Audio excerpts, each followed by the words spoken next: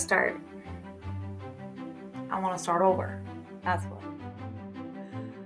Hi, I'm Lisa, and I'm really excited today to talk about relationships.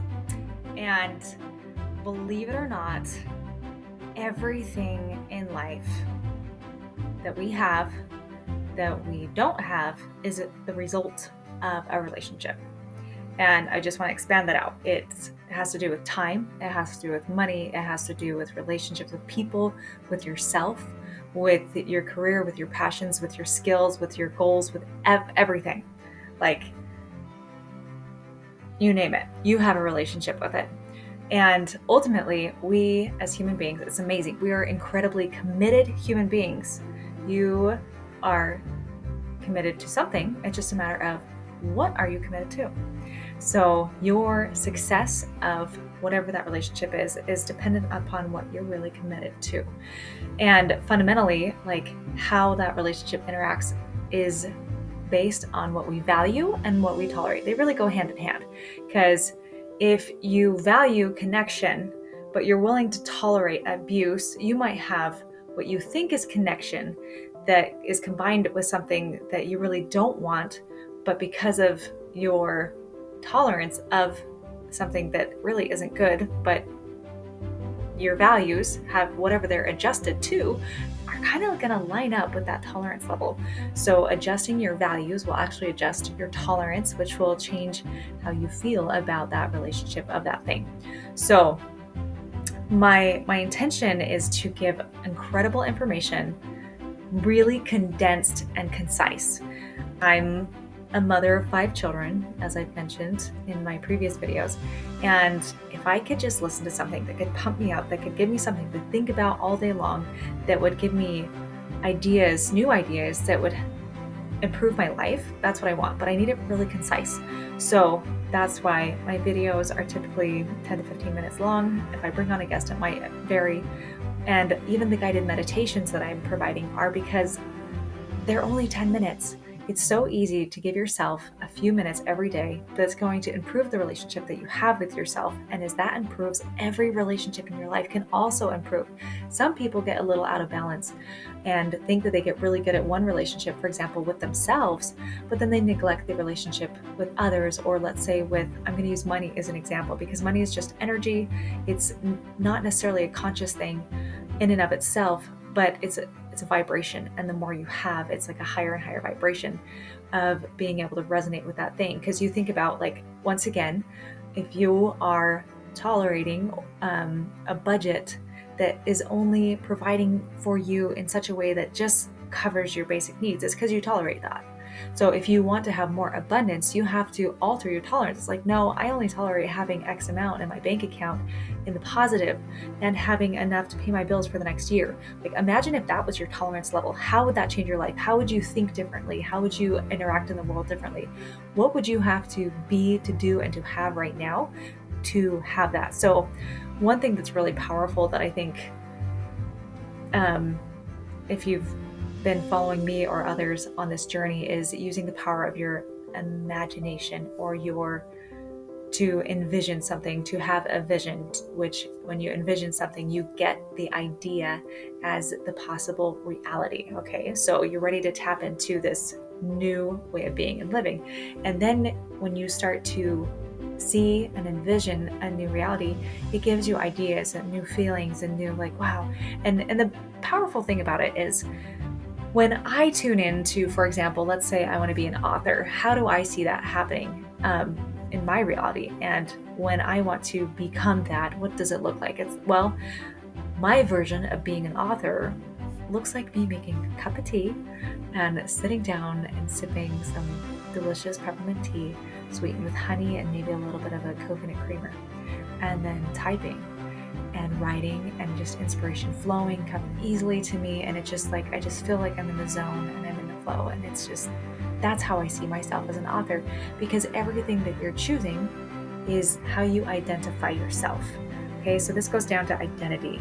So ultimately, if you want to have a great relationship with somebody else, that relationship is really just reflecting the relationship that you have with yourself. So if you want something outside of yourself, you need to consider what's inside of yourself. Okay, so that's how and why we have what we have in reality, because we are electromagnetic beings, and either we are bringing stuff to us or pushing stuff away from us. So the beautiful thing is we can decide, okay, what do I want more of? What do I want less of? But you get to go to the mental gym of envisioning. And it's just like, oh my goodness, we're being told to become kids again and like daydream. It's like, yes, that's what you're being told to do. It's because it's like those brain waves, those muscles have become weak over time as we've stepped more into the logical, the intellectual, and trying to step into this thing called like reality that almost discounts our imagination because it's the esoteric, it's the internal. It's just like, well, what about the facts? What about the figures?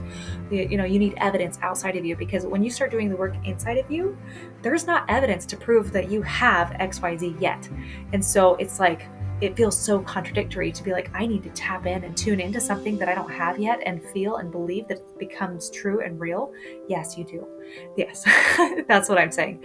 So relationships, number one is like, for me, initially, when I started transitioning all the priorities in my life, it was like, well, do I have time for that? Because I have so much on my plate, right?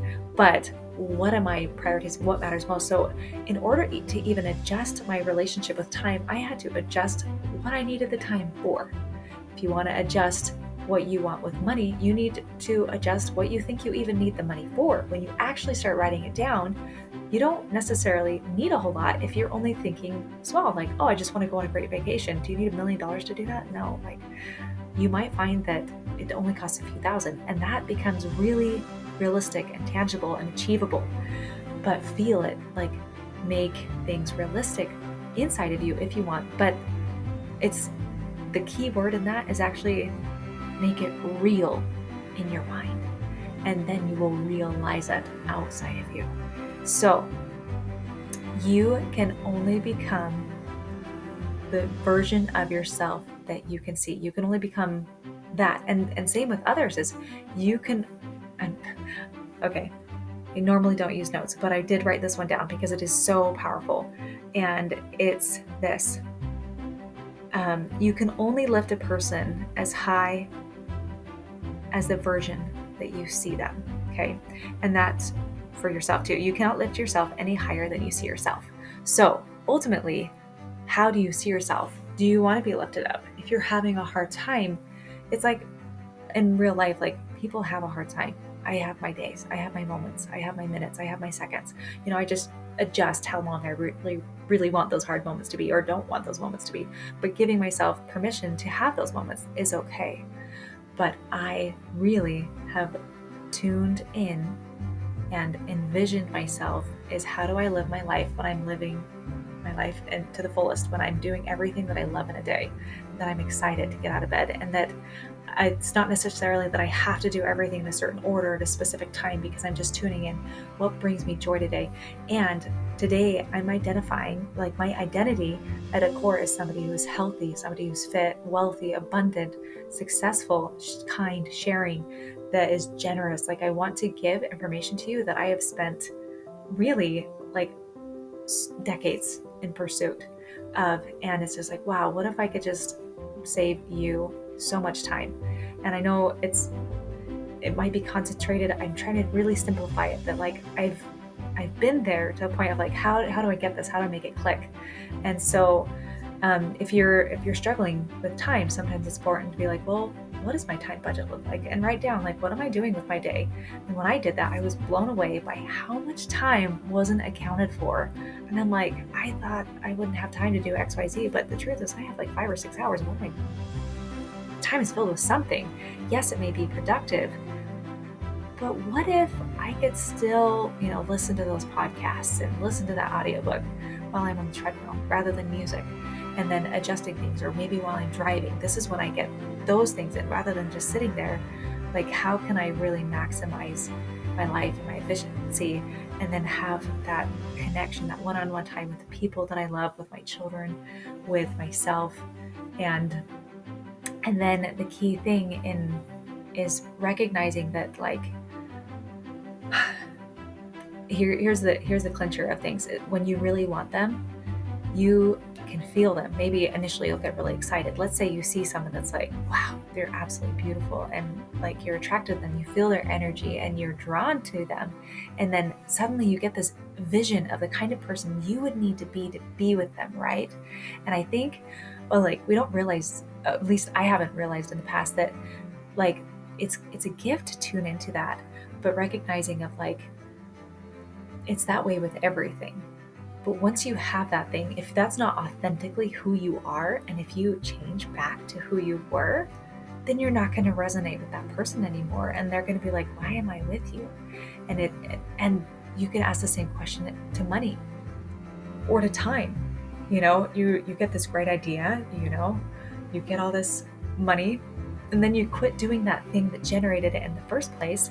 And then rather than using your resources so that they come back to you, you spend it, and it's a one-way street. It goes. And so how do you get what you want and be able to keep what you want and continue to grow? That's the key thing. It's repetition. It's once again, we're habitual human beings, and it's just a matter, like, we're committed to something. So if you can get committed to what matters most to you and envision it, and then stay tuned into that and start understanding this is a thing that I need to do that's going to help me to be who I see myself that I can be, and to have what I really want to have. And so it's actually, I'm trying to describe it. It feels amazing. When you tap into it, because it feels good. And then if all this other stuff comes up, like, oh no, like I'm scared, this is gonna, it's okay. It's just like, oh my goodness, I'm so excited to be seeing my blocks for the first time.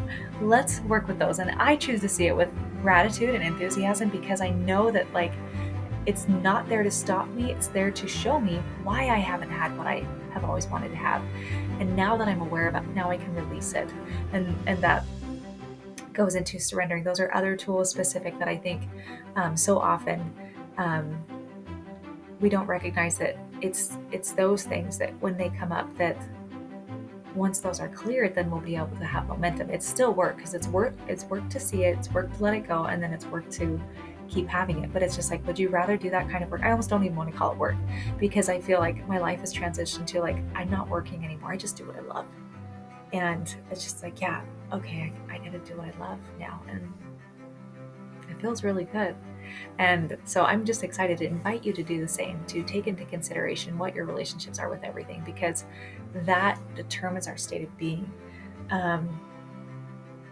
And once again, it doesn't matter if it's a person, if it's a time, if it's money, if it's things in your life, it's your job or your career. It goes back to you once again.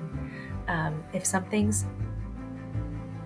someone, I'm going to use it like that, or something doesn't seem right with you. Let's say you don't feel like you're right with money, then something's not right within you. And if you can get right within you with that thing, then you will be the magnet to draw to you, and it will become effortless. Everything will just flow, and it will feel good and easy.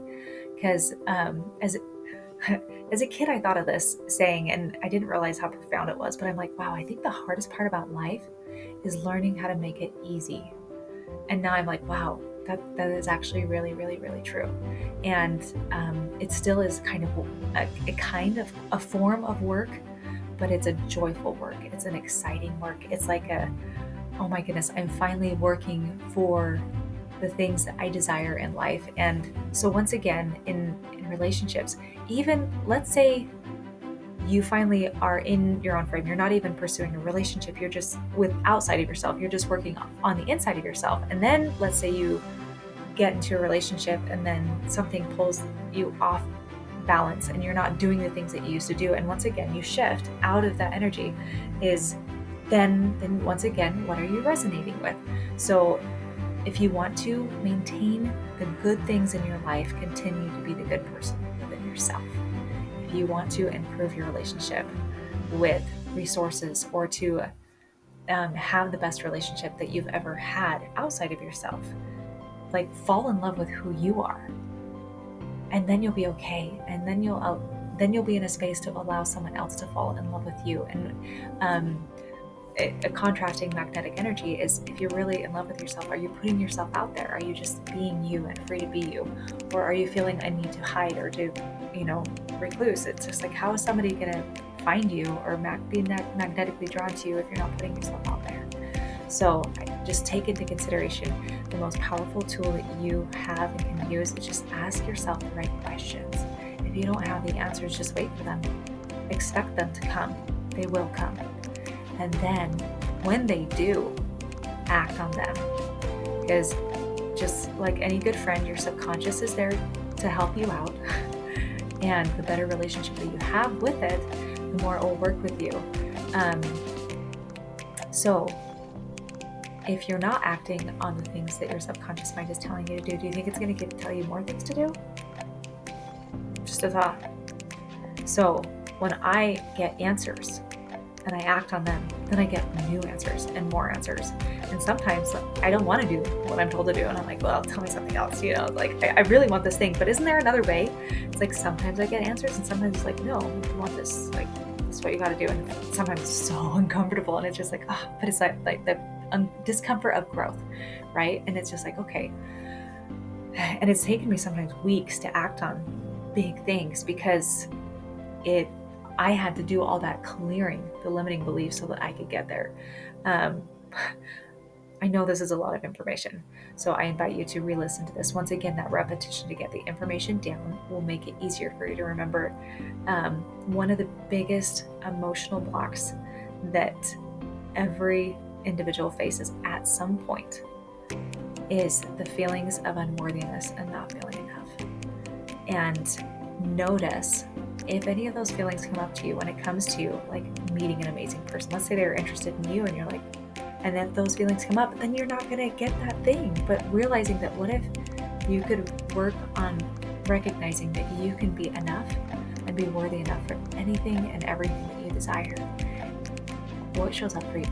Like, because I've done this, I felt it, and I like now. It was uncomfortable before, but now that I see the vision, because I have a vision of what's possible on the other side of opening myself up to what it feels like to be worthy to things, they come to me, and it's like, then I'm just filled with gratitude, and it's okay now. And it's such a new way of living, and it's a beautiful way to live. And it's an opportunity where I'm in a space to give so much more. And in return, I'm receiving more. I'm like, how is this? Like, it's a principle, really. And principles are like undeniable truths. It's like gravity. Like, it works. And so tapping into these universal laws of our conscious mind, of our subconscious mind, of how to transform how we see and feel within ourselves and those around us can make all the difference. So I hope this makes a big difference in your world and within relationships and the relationships that you have with everything. And quite frankly, it takes time. I like to focus on one relationship at a time and notice how it impacts that area. And when I'm ready, maybe every few days, I'll adjust to a different relationship. So I've focused on all of my relationships, and then I go back to them. I revisit them because I want to keep upgrading those relationships and I want to maintain them. So when I build that relationship, then I maintain that relationship, and then I work on another relationship and I maintain that relationship. If money was a person, how would that relationship look? If you were to sit down and like have a conversation, they'd be like, wow, why don't you play with me more? Why don't you like really enjoy me? Why do you sometimes hate me? Like, do you not like me? Like, you always complain to me. Like, keep in mind, it's just a reflection of where you're at. Money is amoral. It has technically no feelings. So what you're doing is you're having a conversation with your feelings about money, and money's just telling you, these are your feelings about me.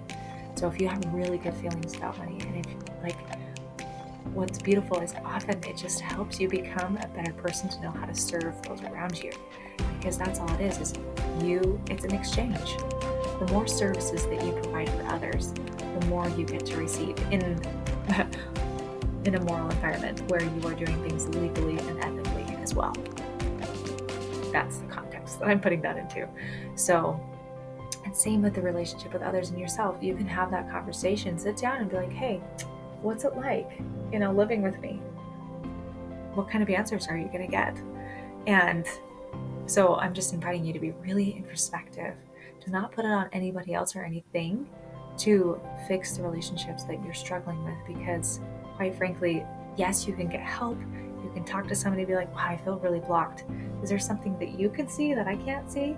And sometimes friends will do that, but careful who you ask, because you might get an answer, and just be ready because stuff will come back and someone like, dang it, why did I ask for that? It's like, oh, because I really did want to get through this. But have a filter and make sure you really are looking for truth. I'm not saying you need to go look for criticism. You want to look for growth. You want to look for opportunity. And that's why I'm like, have those conversations with yourself, because the idea is you're evolving your belief systems. You're trying to get better and not to be torn down. So continue to invite good things into your life and be conscious.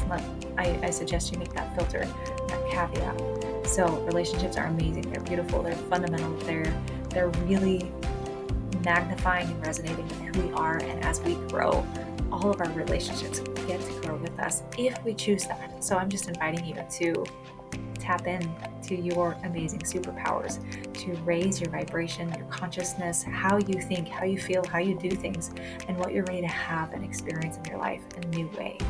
Because this life is exciting and you are an incredible human being. And I see that and I know it. And I can only see that and I can only truly know that because I've learned to see it within myself.